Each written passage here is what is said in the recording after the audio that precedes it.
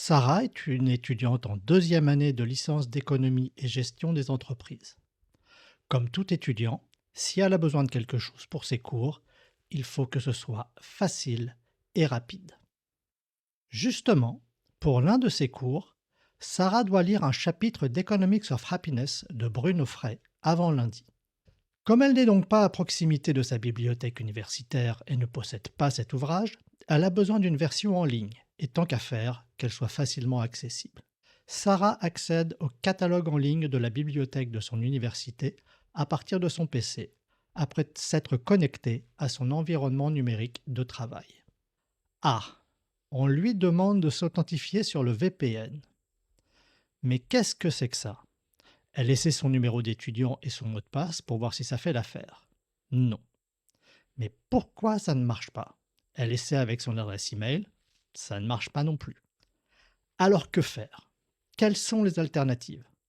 Avec EasyProxy, vos utilisateurs peuvent obtenir un accès transparent à vos ressources 24 heures sur 24, 7 jours sur 7 et où qu'ils soient.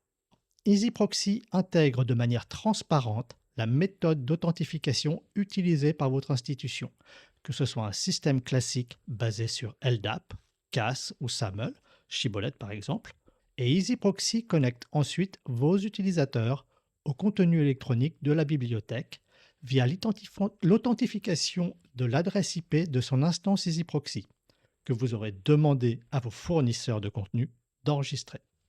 Mais tout cela est totalement invisible pour l'utilisateur. Dans certains cas, comme on l'a vu, il sera déjà connecté via une connexion SSO, son ENT par exemple, et s'il ne l'est pas, il n'aura besoin de se connecter qu'avec son compte étudiant ou utilisateur habituel au moment d'accéder à son premier document en texte intégral. Mais dans tous les cas, le contenu désiré est immédiatement disponible sur son écran. Comme Sarah, on l'a vu, est déjà connectée à son ENT, elle a directement accès à son livre électronique et va pouvoir le lire tranquillement, sans bouger de sa chambre. Bon, eh bien c'était pas si difficile en fait. Ça a pris 2 minutes à Sarah, elle est maintenant prête à travailler.